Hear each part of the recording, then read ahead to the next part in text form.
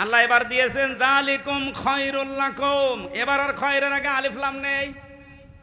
ভালো কাজে একটা, ওই যে উম্মাতুন মানে যেমন একটা দল, এই খয়রুন মানে একটা ভালো কাজ, এইটাই ভালো কাজ। তাহলে ভালো কাজ কোনটা আপনি বুঝেছেন?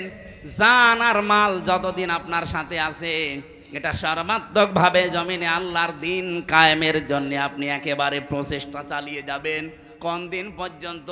ওয়াবুদ রব্বাকা হাত্তা ইয়াতিয়াকাল ইয়াকিন, যতদিন পর্যন্ত আপনার কাছে ইয়াকিন না আসে, মানে মরণ না আসে। তাহলে জীবনের শেষ দিন পর্যন্ত এই টার্গেটটা আপনি চালাবেন যে আল্লাহর এই জমিনে আমি আল্লাহর সিদ্ধান্ত বিধান কায়েম করবই। এইটা ভালো কাজ, আমি বানালাম এটা।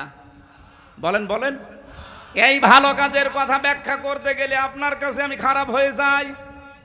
আমার মনে হয় নবীজি যদি এখন এই ভালো কাজের ব্যাখ্যা দিত, এ রাজবাড়িতে বহু শয়তান এমন আছে নবীকেও গালি দিত। এই কথা বলেন না কেন? আমি কি বানিয়ে ব্যাখ্যা বলবো আপনার সামনে? ১৫০০ বছর আগে এইভাবেই ব্যাখ্যা করা ছিল নবীর পক্ষ থেকে। যুগে যুগে সাহাবায়ে কেরাম যারা তাফসীর কারক তারা এইভাবেই লিখেছেন যে যালিকুম খায়রুল লাকুম, এইটাই ভালো কাজ। আমি আপনি না বুঝলে কি হবে? সাহাবীরা এই আয়াতের ব্যাখ্যা বুঝেছিল কি? হযরতে মুআয আর মুহাব্বিসের দিকে তাকান, তারা মাত্র 11 বছর আর 13 বছরের ছেলে। তারা এটা যে ভালো কাজ, আল্লাহর জমিনে জিহাদ করা, দিন কায়েমের জন্য সর্বাত্মক চেষ্টা করা, এটা যে ভালো কাজ, বয়স হয়নি, মাপে যায় না, তারপরও তারা চেষ্টা চালিয়েছে। আর আমাদের বয়স হয়ে গেছে, মাপ হয়ে গেছে, পরিবেশ তৈরি হচ্ছে, এরপরও বলছে না, ঝামেলায় আমি নেই। ঝামেলা মনে করেন আপনি?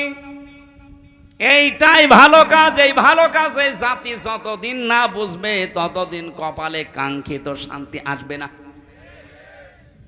কারণ আমার হাকামা বিহি আদালা, যারা কোরআন দিয়ে বিচার ফায়সালা করে, তারা ন্যায় বিচার করে। যেহেতু ৫৪ বছরে আমরা কোরআনের বিচার দেখি নাই, দেখেছেন? আরো জোরে বলেন না। কোরআনের বিচার যদি দেখতে পেতেন, আমি একটা হাদিস পড়ছিলাম, মান রা মিনকুম মুনকারান ফালিয়ুগাজ্জিরহু, না, মান ক্বারাআল কুরআনা ফাস্তাযহারাহু ফাহাল্লা হালালাহু ওয়া হাররামা হারামাহু আদখালাহুল্লাহুল জান্নাহ। নবীজি বলেন, যে ব্যক্তি কোরআন পড়ে আর কোরআনকে এজহার করার জন্য চেষ্টা করে, এজহার মানে, অনেকেই বলে যে এজহার মানে স্পষ্ট করা। কে বলেছে আপনাকে? আধুনিক ব্যাখ্যা এজহার মানে বিজয় করা, এজহার মানে দাঁড় করানো, প্রতিষ্ঠা করা, কায়েম করা। ৩৩টা অর্থ বের হয় এই শব্দ থেকে। আমরা যদি কোরআন পড়ি